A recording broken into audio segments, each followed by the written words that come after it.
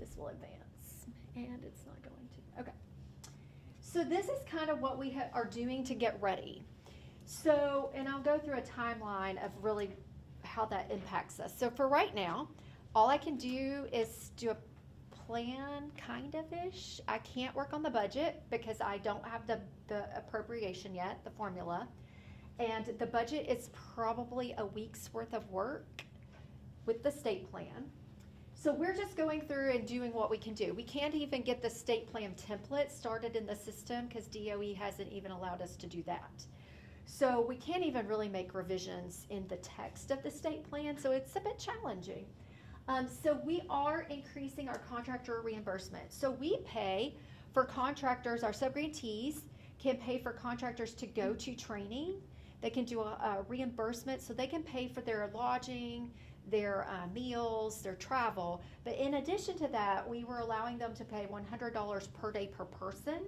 So we're going to increase that to $200 per day. We really are trying to alleviate some of the hardships on a contractor for losing that staff person maybe for a week while they're sitting in our training.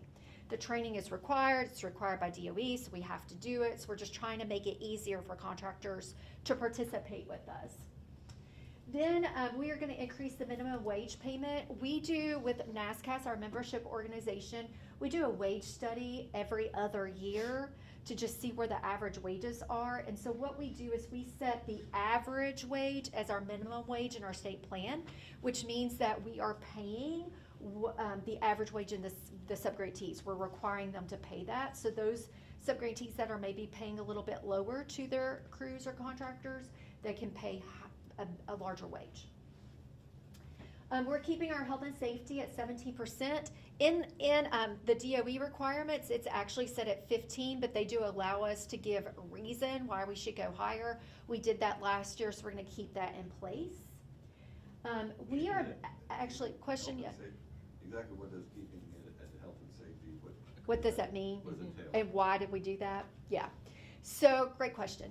We traditionally have done 15% for probably 8 years. We just kept it, we weren't spending that health and safety money. We have seen a tick increase in the health and safety expenditures, but what our subgrantees are doing is they're spending the LIHEAP dollars for health and safety to keep that cap down on our DOE dollars. It's kind of written in legislation that we have a cap, right? So what has happened is we were keeping that below 15%, but our health and safety pool on our LIHEAP dollars was huge. So it was, 23%. So we're trying to right size that a little bit by allowing them to do more in the Department of Energy dollars under health and safety so that we loosen up some of their LIHEAP dollars. It's kind of a game and it's hard to explain, but we have something called an average cost per unit on our DOE funding, and it's capped. That's written in legislation. We get a 3% increase every year, but that cap this year is $8,547, which means we can't go over that. We're not supposed to go over that in a home. Some of our jobs are coming in at $20,000. So we did not write that in our state plan for LIHEAP, and they don't have it in legislation. So we're using our LIHEAP dollars to really bridge that gap. So in order to bridge that gap, we have to use the DOE dollars a little bit smarter. So we want them to use more health and safety because it doesn't count towards our average cost per unit, but it loosens up that pull on the LIHEAP dollars so that they can use those to help balance our gap on average cost per unit. I know that's very confusing. Health and safety is dollars that they would use to make a repair to a health or safety issue that Correct. they would find in the home. Okay. Correct. So Yeah. it's a way to add on the money you're putting into the home. Correct. Yeah. Have it fall into Yes, that is correct. So we are required to, when we identify health and safety issues, we are required to replace those. That's the first thing you do in a house. You repair all the health and safety issues. So for example, smoke alarms fall under that, carbon monoxide detectors, those are the two typical ones. Dryer vents, almost every house gets new dryer venting because they're never vented properly and safely. If they have a gas stove, it has to be vented. and those typically are not vented. So there's a lot of, we check all the gas appliances to make sure they're working properly. If they're not, we can replace those. So it's a lot of those kinds of things, making sure there's not fire hazards, that the electrical wiring is done correctly, no mold and moisture. Does that make sense? Yeah. So that's what that was a great question.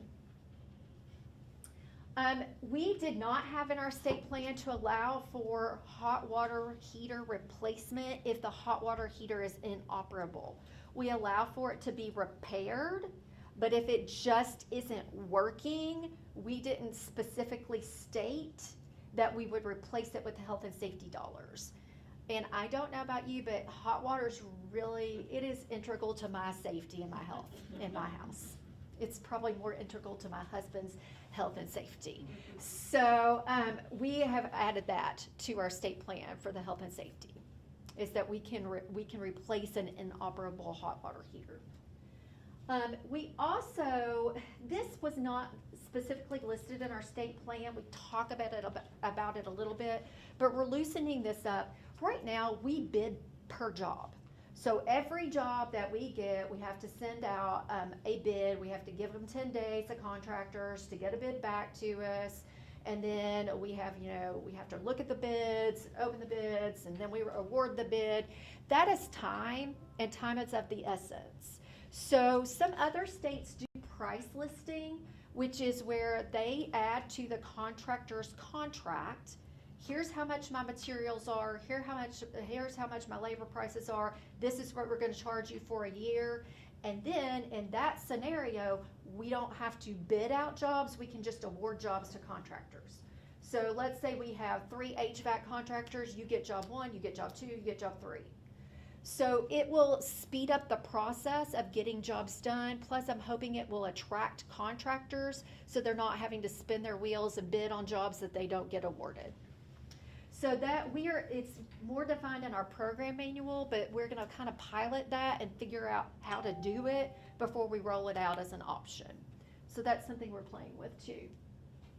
So any questions on what we're planning to change or update? All right. So that's kind of what we have done. I didn't even press the button. Oh, Lisa's pressing the buttons. I was like, wow, this is like magical. All right. Yeah, no, this is good. We can go on. Yeah. I have a quick question. Yes. Is there any world in which the health and safety dollars could be used towards an accessible entrance, or no? No, not typically. Those really would be addressed under our HTF home repair program. These have to, so health and safety, it wouldn't be like to build a wheelchair ramp. We couldn't use them in that way because these are for more energy efficiency type of things. I'm trying to think of. Like mold? Yeah, like mold, moisture, but then even then there's a certain parameter, it can't be over like a wide 6 square ranging feet. door, like a, Yeah. materials of a door could be Yeah, we really can't do different. any of that. No. These are really very specific to the safety of, I don't want to say an average person, even though we serve a lot of disabled. But it's more so like asthma. If somebody had asthma, we want to make sure there's not mold in the home, those type of things. And even if the mold is over, I think it's like 6 square feet, we can't address it under health and safety. We would have to defer the house. Now, we do have a pot of money that if we defer a home, that we can go in and fix those, we can make those corrections. So if the mold is larger than our square footage that we can repair under this program, DOE has provided us with something called Weatherization Ready, so we could go in and do mold and moisture remediation and then take that job back into a weatherization job. But yeah, we would refer them to HTF Home Repair or USDA, which is really kind of the only options we have. Yeah, so several of our subgrantees do have HTF Home Repair dollars. So a lot of times they like to couple it, so they'll do weatherization and then they'll do HTF Home Repair to do some of those other things that weatherization didn't pay for that they feel like is needed in the house. Yeah, good question. All right. So this is what the delay for the state plan means for us. Kenya and I have been we need a support group, Kenya and I do, because she is in the same boat. Yes, her state energy program dollars are delayed as well. So the one thing we are doing is staying in contact with NASCAS, that's our membership organization, and just about updates on the guidelines, because they are usually the first ones to know, and they're usually the first ones to get the information out to us, even before DOE. Lots of times DOE just tells them, push that information out because you'll get it out faster. So we definitely are staying up to date on them. They are sending out like weekly updates. We're preparing as much as we can. So you could see we've got some changes. We're doing as much as we can on the budget. I'm doing as much back work as I can on the budget to just get ready. So when I get the numbers, I can maybe plug them in a little easier. So, but this is what this means. So the timeline for the state plan. So we have to do a public hearing with the state plan. And you have to do a 10-day document review. So your documents have to be out 10 days to the public, released to the public, before you have your public hearing. Then we have our public hearing. Then our PAC, you guys, are supposed to approve our state plan. So usually when I come to this meeting in April, you've looked at a state plan, we talk about the changes, and you say, yes, Kelly, go with it. We don't have that, and so I'm going to ask you all how to proceed, because there's lots of different scenarios at play. And then I hear a lot of things through the rumor mill. So rumor has it that 2 CFR 200 states that once DOE releases the application guidelines, they cannot approve plans for 60 days. Which means if they released guidelines on Friday, this coming Friday, we would not get an approval at the best case scenario, July 1, which is when our funding is supposed to start. So, I don't think we're going to get those application guidelines this Friday. So I'll get to what that means. So I need to know how you want to proceed so that I will have kind of a plan. Typically, we meet about this. If we were to somehow be able to submit a state plan by July 1, our next meeting's not until, July 24th or something like that, somewhere around in there. Do you want me to email you the state plan and we try to, there's nothing written in the DOE guidance that says we can't do it by email. I just don't know what you all want to do. I think that would be my suggestion, timely thing to do, in my opinion. There's nothing in our bylaws or I policy don't, I'm looking at Lisa. that would prohibit us from being Well, able to so do that. we've combined this PAC. Policy with Advisory Council. HPAC. Mm-hmm. So HPAC, all the statutes that address it don't address any of that. I'll go back and look and see if there's any way we could look at changing the meeting. I don't, instead of having people have to meet twice, or we could do some kind of quick. Or a virtual We call meeting. it- 15 We call it minute. emergency meeting, email and have a virtual meeting Yeah. to speed it up. What if we approved as a PAC to leave it at the discretion of the chair and, just a smaller task force? Yeah, we could Give do them it. the leeway and Probably then would have to have you're a not trying to pull quorum, everybody but together? that's all we need. Yeah. Yeah. Anything will go for DOE that we determine that we can do. Because then you wouldn't have to worry about quorum and. I think that's a good idea, Mhm. me personally. So does someone want to make that motion, or do you want to check your, Well, I Really? know for HPAC, we need 11 people to have a quorum. And I don't know that the HPAC committee could take, it's all weird because I'm sure. HPAC doesn't really care. Yeah. I mean, the Yeah. statute doesn't care what, we've just sort of combined these. Yeah. Can we take action to empower the officers of Right. HVAC to make this decision? Can we take action today while we have a quorum? To allow the officers, I don't know why, I mean, who's gonna ever challenge it? That's I a real won't. question. right? Nobody, because they want their money, Right, yeah, so. I say let's And- do it. as long as DOE, right, that Yep. it doesn't say No. anything about how it has to happen. Nope, it does not. So, I'll make the motion to empower the officers of HVAC to approve this whenever the time is appropriate. Second that. There's a motion and a second. All in favor of that motion, say aye. Any opposed or abstentions? Motion carries. Thank you all. Thank you. Do they ever let you carry over at the end of the year? So, great question. That's such a super question. You would think. You would think, because that seems so logical. So we are just finishing up our first year of a 3-year grant. So this gets a little tricky, right? They give us a 3-year grant, but we have to submit a state plan every year, and we have to get approval before we can actually use year 2 money.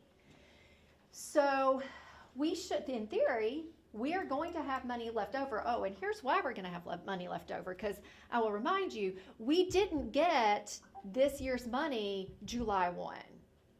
The state plans were due in May. They didn't get them approved until the last week of September. So we missed a quarter. So what we did is we did a 90-day no-cost extension on our last grant that then ended, so that made the end date of it September 30th. So that's how I bridged the gap, okay? And we've got that other pot of IIJA money, which I'll talk about. So we are already a quarter behind spending on this year 1 of our 3-year grant. So we do have money left, but we cannot spend it past June 30th because we have not been approved to spend the money. Because it has to go into the year 2 allocation. You have to roll it over officially. Which is what makes the budget so tricky, is you're trying to project out how much money you might have left over, and you have to tie that all back in the budget, and you have to explain why you have it to roll over. Super tricky. And we could ask for a no-cost extension on that money. That's an option. But DOE, they're arguing internally on, if you ask for that option, is that the only time you can ask for it in that 3-year grant, or could you ask for it every year? They don't know.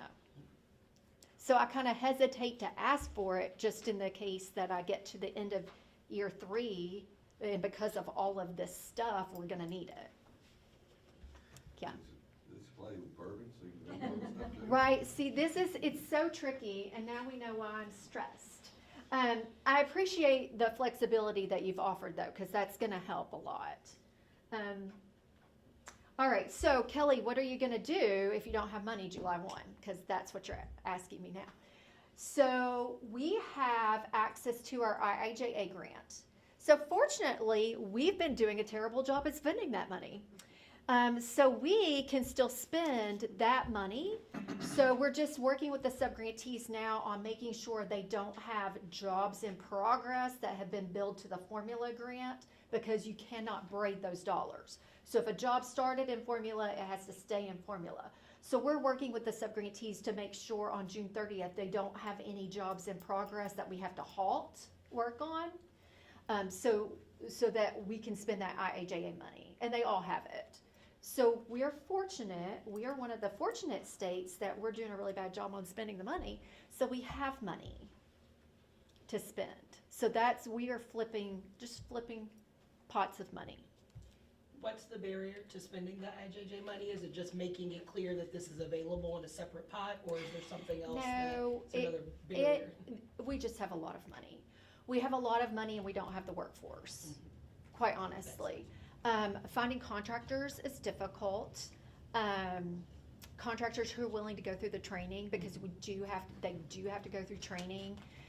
So that's a bit of a challenge. In agencies that are hiring crew, they're hesitant. I mean, to be honest, they're hesitant because we have been on such a flip-flop with them. You can spend money. Oh, wait, you have to halt. You can't spend money because the feds aren't paying us. And, oh, well, you can spend money again. Oh, wait, you need to hesitate. Oh, wow, wait, they didn't approve our state plan, so now we're giving you an extension. So now you have to spend. Like, there is so much flip-flopping that they are afraid to spend money. Another thing that impacted them is our LIHEAP dollars. Like those dollars went through this kind of same piece of, well, you don't have your money yet, we don't have our money yet, we don't have our money yet, we don't have our money net yet. So we get a big bulk of our dollars typically November or December. We didn't get till February this year.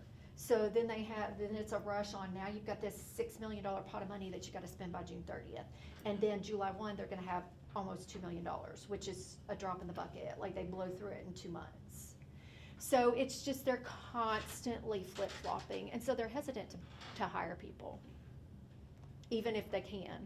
And they are struggling to find people to do those jobs. It's hard work.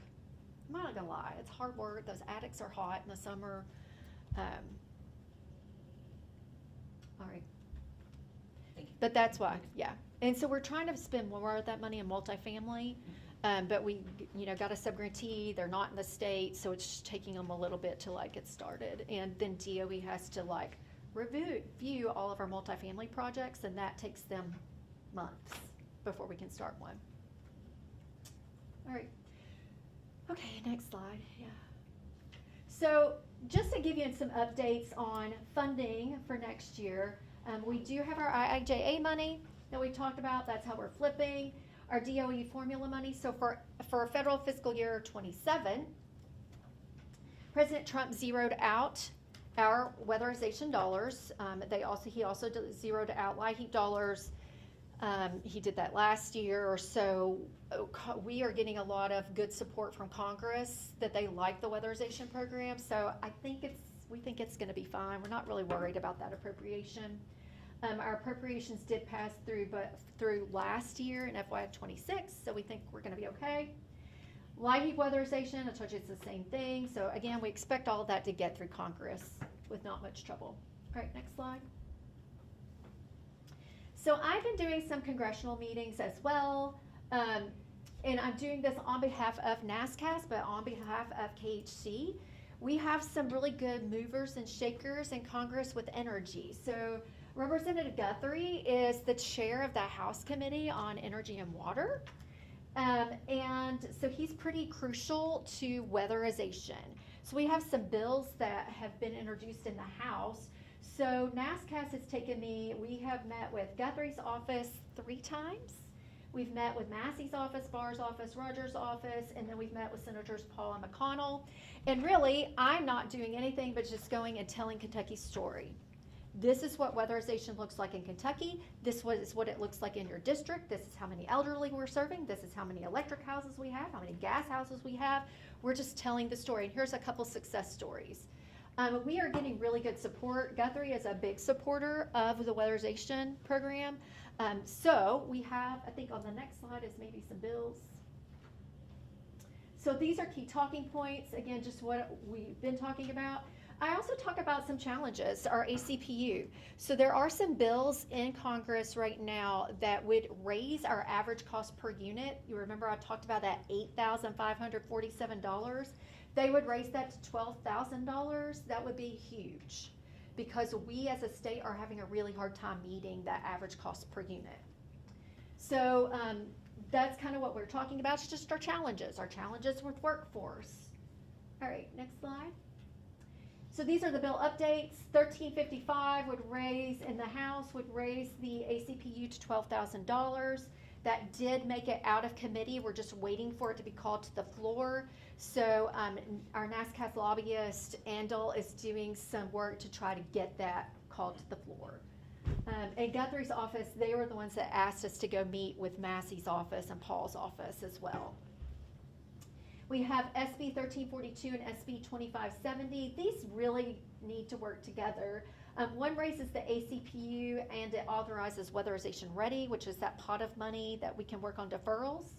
And this SB 2570 bill reauthorizes WAP, which is hugely significant because we need if you're a program, you want to be reauthorized. So any questions on some of that legislative stuff that's happening nationally?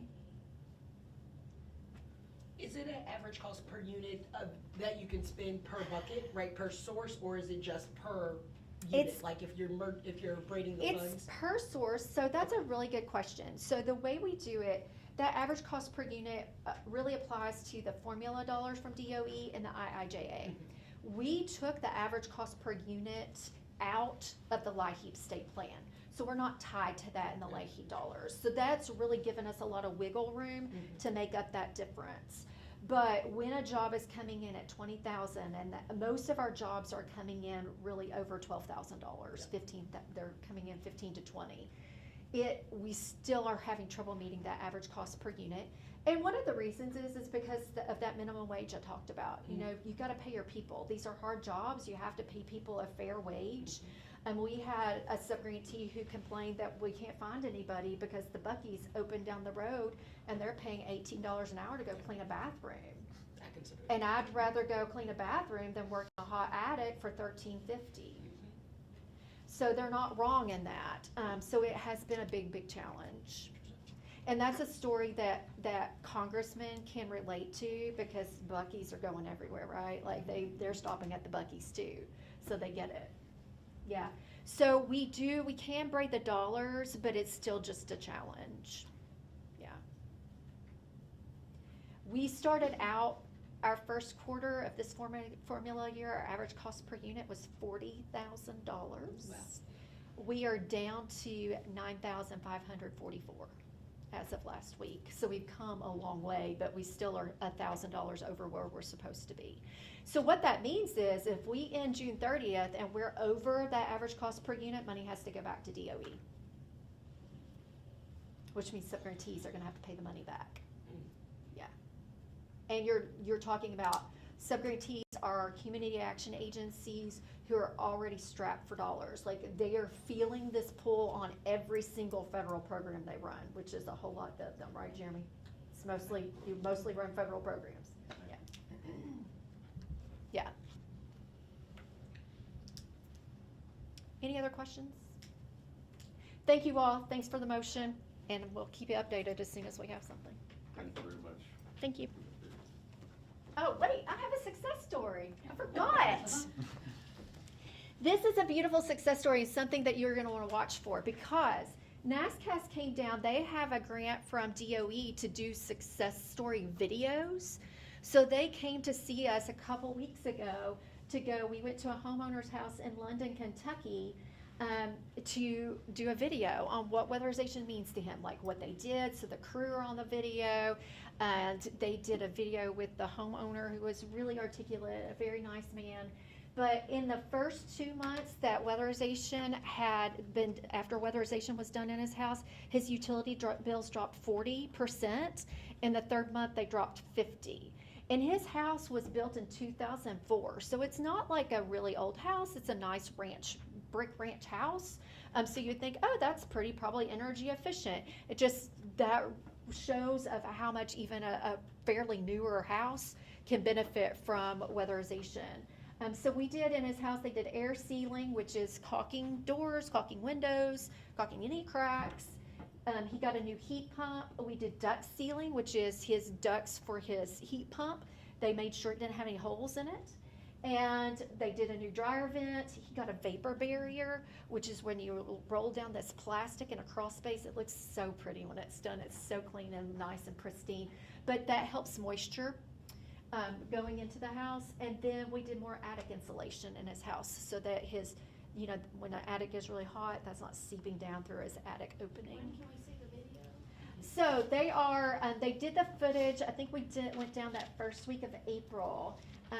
So they're still editing all the footage, but we'll get that link out to you because that will be published on NASCAS's website, and it will go to DOE, and then they can also use that with congressmen too. And that was in Hal Rogers' district, so we've already given his staffer, Representative Rogers' staffer, an update of, hey, there's a video coming. So, yeah. Great.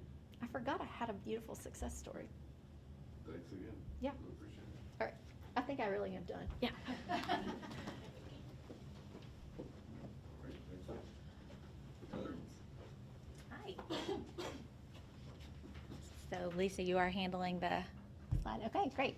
So I'm Heather Haregrove. I am the Housing Supply Accelerator for Kentucky Housing Corporation.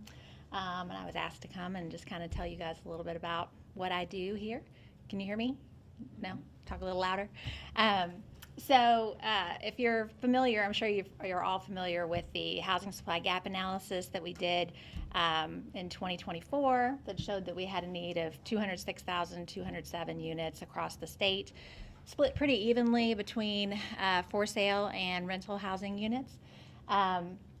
Once that was published, we had a lot of local communities that were reaching out to KHC wanting some more resources to try to help them to build more housing in their communities. And so Wendy was going around doing a lot of this advocacy across the state for the first year, and then they brought me on to basically kind of take that off her plate a little bit. So I've been here now for about a year, actually a year today. Today's the 28th.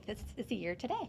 But this is actually my 9th year at KHC. I actually started my affordable housing career at KHC a long time ago. So, and I worked at HUD for a little bit with the guys back there in the back, and so I've been kind of all over the place. But anyway, so I'm back doing this job, which is really fun. So I get to travel around the state and talk to communities. I basically take the housing supply gap analysis that we did. We have that those numbers broken down by county. So I'm able to go across the state and basically educate communities on what their housing needs are, and try to give them some ideas to kind of get things started. To how could they actually attract a developer to their community? So. Since I came on, we just actually at the beginning of the year just started a new eGram. So if you're not signed up for it, it is the Housing Accelerator eGram. And we just put information in there about things like the legislation that's going on. We have a link in there where if people want to request a presentation for their community, they can request that in there. Trying to do some regular webinars to try to educate people more. And so once we do those, we record them and we put them on KHC's website. And so, yeah, so it's just basically some nice information on that. So if you want to do the next slide. So like I said, I am doing county presentations. So we offer these for free. There's been, since the eGram came out, there's been more requests actually coming in for them. So that's been great. Seeing quite a few requests from the Western Kentucky area and Eastern Kentucky primarily. Usually, I tell people to try to gather their local officials, their nonprofits, their developers, anybody that's interested in trying to increase housing within the community, just to try to help get more of a coalition there. In a lot of situations, that might be their very first meeting that they've ever had. So just trying to pull all those people together in the same room so that then hopefully they can kind of go from there and start having more community-wide meetings on a regular basis is pretty much what the purpose of that is. So next. Like I mentioned, we've been doing some webinars. We've done 2 so far. So our data analyst actually created a new housing dashboard that we have out on our Tableau site, if you're familiar with that. And it has a lot of interesting data on there as far as, taking a look at average incomes and, how much could you actually afford with that. It looks at the majority of the different job types that we have across the state, most popular ones, and it says, could they afford a $150,000 home or, $250,000 home? And it's interesting to look at that because for the most part, most people can't, unfortunately, just with the wages, they're not keeping up with things. So we have a lot of, like I say, a lot of data that's out there. So we did a webinar on that, which is, like I say, is on our website. And then we also partnered with the Cabinet for Economic Development, and we did one on the Opportunity Zones 2.0 application that's coming up. If you're not familiar with that application window is open right now. There's only an opportunity every 10 years to actually get your census tract designated as an opportunity zone. But if it is designated as an opportunity zone, then it gives you an option to try to attract some outside development from anybody that has capital gains tax. It allows them to kind of defer or potentially waive, I think, altogether the taxes on that. So the Opportunity Zones 1.0 started back in 2017. There's going to be a little bit of an overlap for a couple of years on that. But they've found with the data that they've been collecting that about 75% of the investment went into multifamily housing. So that's of great interest to us because we obviously, as we've discussed in this meeting today, need more money to go in that space. So, you know, the idea of having money coming from kind of unrestricted areas that don't have as much red tape to be able to fund some of these or fill some of these gaps is very appealing. So we'll be working with the HUD folks to try to, you know, come up with some more ways that we can be more competitive in that space in this next round, because in the 1.0 round, there really wasn't any emphasis put out, I know, by KHC for that. At the time, it was brand new. Nobody really knew what it was going to do. And honestly, it was really geared more towards businesses. So the fact that it actually resulted in more housing money is, like I say, is interesting. So we've definitely perked up with that. We're going to be working on you know, just some other tactics to try to educate the communities on what they can do to make themselves a more developer-friendly community. We'll be getting to that once the designations are made. But the application, like I say, is open through the end of May. Then the governor has 90 days. I think he's going to be receiving the recommendations from the Cabinet for Economic Development on July 1st. He'll have 90 days to make his recommendations to Treasury, and then those new designated census tracts will go into effect on January 1 of this next year. So if any of you guys have any interest in your communities applying for that, you need to reach out to your economic development officers and get them to make sure that they turn in an application.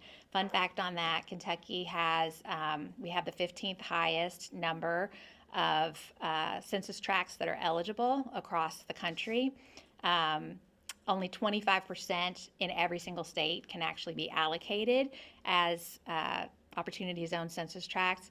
They have made some changes to the program this next time around to where there is 3 times the benefit if you invest in a rural area versus an urban area, and almost every single census tract that's eligible in Kentucky is rural. So these are all points that we're going to be using to try to, you know, make the case for why people should be investing in Kentucky and try to help bring some more dollars to create some more housing across that. So next. So another piece of my job is to explore new programs, the development of new programs that are not funded by federal or state dollars, because again, those are limited and we can't really count on them. So I can't go into huge detail on all of these things because they're in different states of approval. But I will just tell you that we are working on the creation of a shared appreciation mortgage program that is going to be geared towards first-time home buyers that are wanting new construction. So we want everything that we're doing to be going towards creation of new housing stock. So we are creating that. We are hoping to do a launch on that on July 1st. So lots and lots of work going on with that. We have an RFP out right now for a TA provider to provide training assistance to public housing authorities that have the ability to build more units. So little quick education on that. Back in 1999, there was a Senator Faircloth that introduced a bill that said however many public housing units are in place as of right now, the federal government is freezing your number right here. So if you have units that drop off, you can build them back and the federal government will provide subsidy for those. But if you don't build them back, you don't get the money. So this has been out here now, like I say, since 1999, and since that time frame, Kentucky has lost about 5,000 units of public housing. It's in a handful of PHAs. There's about 15, 20 of them that actually have the ability to build more of the units, and I'll tell you that about 3,000 of them are in Louisville, out of Louisville Metro Housing Authority. But HUD created the RAD program about 15 years ago. It's a repositioning tool to try to help them basically convert their public housing over to almost kind of like a tax credit deal. And if they do that, then the units come off of public housing and they roll over to the more of the voucher structure with a housing choice voucher, but they're project-based vouchers. They get a 20-year HAP contract with that. Across the country, there have been a lot of states that have really worked hard to reposition their units. Kentucky is not one of them. And I have heard and have seen executive directors of housing authorities say that I will retire before I will do anything with the RAD program, and some of them have actually done it. So we have 2 housing authorities we have roughly 120 housing authorities, which is kind of crazy. But we have 2 that have completely converted their portfolios over to the RAD program, so they're no longer public housing properties. However, those 2 have Faircloth capacity. So those are 2 that, could potentially build back. I think both of them have a couple hundred units that they could build back. So what we are trying to do to help with this is create a cohort where we will provide a TA provider so that they do not have to go out and do their own RFP to get their own TA provider. We will provide one that will help all of them that are wanting to participate in this, to kind of lead them down this path of how do they work through all of the requirements, which there are many, to actually do this RAD conversion. But first they have to build the units. So the TA provider is going to help them with all of those aspects of things. The RFP is open right now. We hope to have number one, to actually have some proposals, and from there to actually select somebody and get them going as of June. So that's the goal with that. We have the pilot program, which is basically a ground lease program that's going to be geared towards multifamily development. I think there may be some requests for approval of that coming up within the next possibly week, maybe 4 weeks from now. Opportunity zones, I already kind of gave you a highlight on what we're thinking about with that. An idea that I've tossed out is that potentially we could create our own qualified rural opportunity fund, which would allow us to attract investment into that, and then we could then take those dollars and put them back out to deals that we have approved through our multifamily development department that are located in qualified opportunity zone areas. So that would kind of offset some of the dollars that we're putting in and help us to stretch those dollars so that we could create more units. And then we're also exploring the idea of potentially doing a little bit of capital placement, potentially with some other organizations in other areas of the state that are kind of aligned with us. But they already have their own housing programs going, trying to kind of put a little bit of a cash infusion into some of their stuff, so that they can also help to spread things. So I think that's all I had on there. Do I have any more? Nope, that's it. Do y'all have any questions for me? No? Thank you very much for the presentation. All right. All right, this time, does anyone have any informational items or announcements that they would like to make? Kenny and I have one. So we have partnered, obviously, with the Energy Cabinet and then with Next Step Network, who many of you know, nonprofit out of Louisville, and then Clayton Homes, on this specific event for a energy efficiency solar demonstration project that's going to take place in London.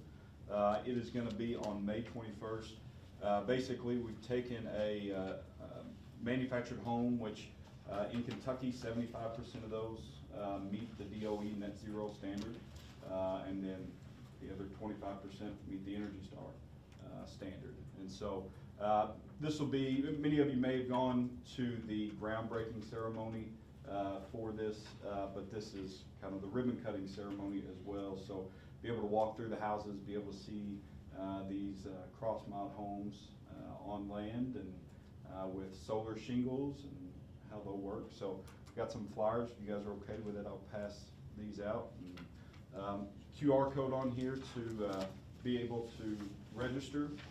And Kenny, I don't know if you have anything else to. Yeah, so we were able to do this project with,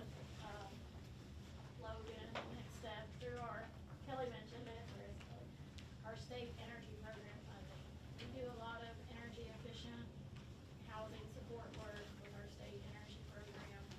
This is one example where we wanted to, I believe we're demonstrating 3, right, Mhm. Logan? We're Yep. gonna have 3 demonstrations across the state.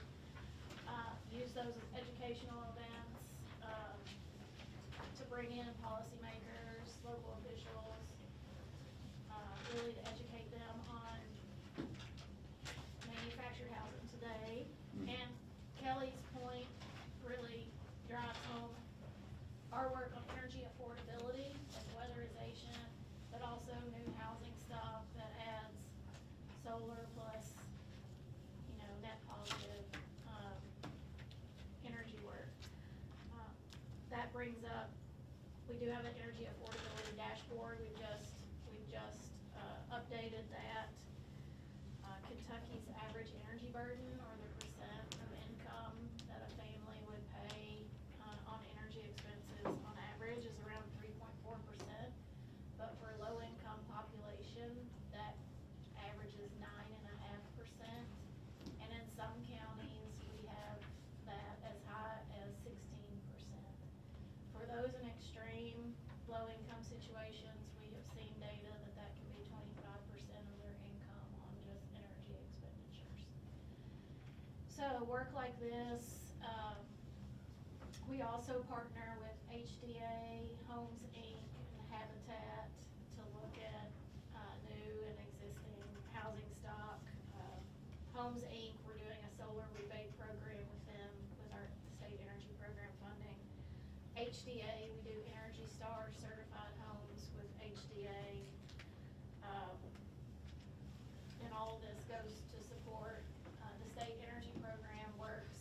Kelly, let me get this right. We work side by side, but we can't substitute funding for each other. So weatherization and our energy efficiency work, we try to fill those gaps where we can. But we are in just the same predicament as Kelly. We are in a year 2 cycle, but we lost 6 months because we had to sue the DOE to get our year 2 funding, and we were 6 months delayed. We did win that lawsuit, but now 6 months delay, and now we're delayed going into year 3. It's putting our state energy program funding into some very difficult situation. But similar to Kelly, we have IIJA funds. We also have other funds we're working with, but it allows us to do projects to really raise awareness and get more housing, energy efficient, affordable housing out there. One of those is if you're working in multifamily housing, we have a rebate program for up to 50% if you would add electric vehicle chargers in multifamily housing. That's an ongoing application and available. And let's see what else. Oh, we are suing EPA on our Solar for All funding. That litigation is still pending. We feel that was an illegal taking by the EPA. They had awarded us funding and then they took it back after we were spending it. So we're waiting on that this year as well. We're hopeful because the state did win the funding on the electric vehicle funding in that lawsuit, and we're hopeful that the states will win the lawsuit on the Solar for All funding. And that would be for low-income housing to add solar to it when it makes sense. Other than that, come on out, May 21st at Redbud. It's gonna be a great event, really to showcase what these cross-knot homes can bring, and they're already net zero, and then we're adding the solar to it, so it's a great success story. Yeah, really nice house. You'll get to see a few of them there. This is gonna be a subdivision of 51 of these homes. And so they're getting that going. We'll buy you lunch and be a good time. Always gonna be my comment for everybody. Will the MBA think of and make them wheelchair accessible? So I'm going down on Friday. I will let you know on this particular unit. Because there is a higher propensity for people with disabilities in Eastern Kentucky, so. Sure.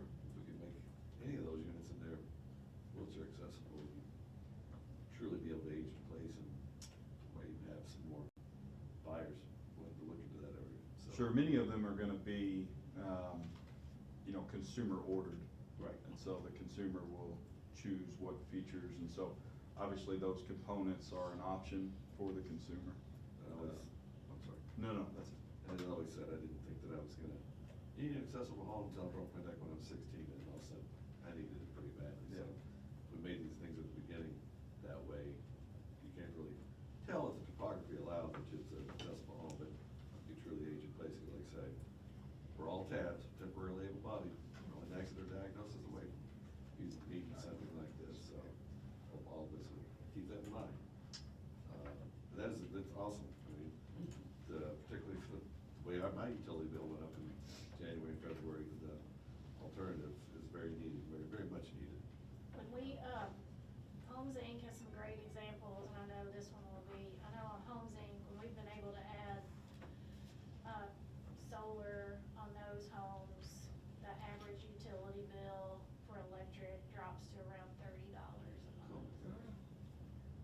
So, and that's an important message, is you have to couple that with a tight, energy efficient home to achieve that. And we wanted to bring that same example to manufactured housing. We'll have some pricing mock-ups of what those utility bills for these specific homes and this, utility provider, what those will actually be. Thank you all.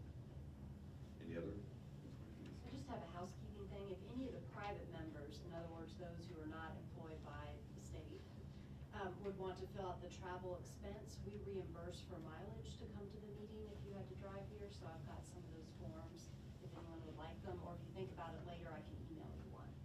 Thank you. Anything else from anyone? All right, next, does anyone have any ideas for topics for our next meeting?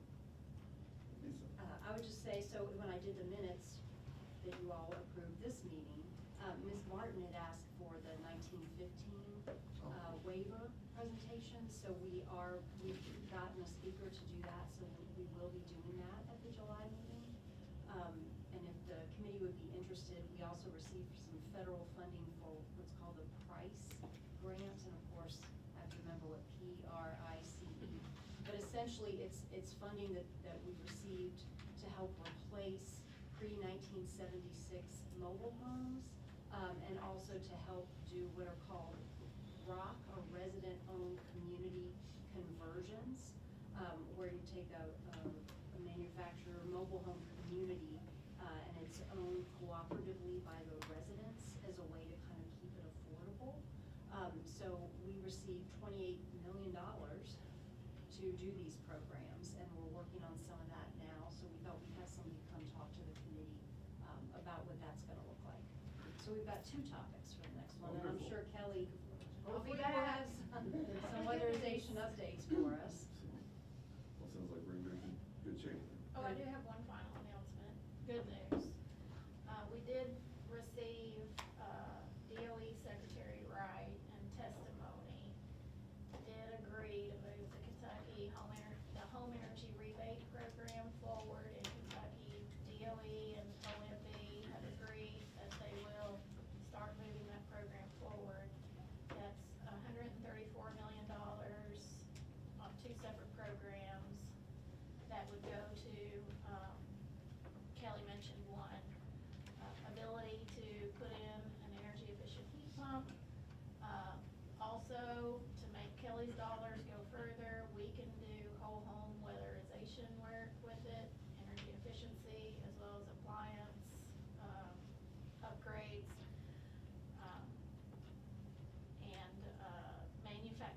Logan knows this, we're really looking at old manufactured housing that may be using resistance heating.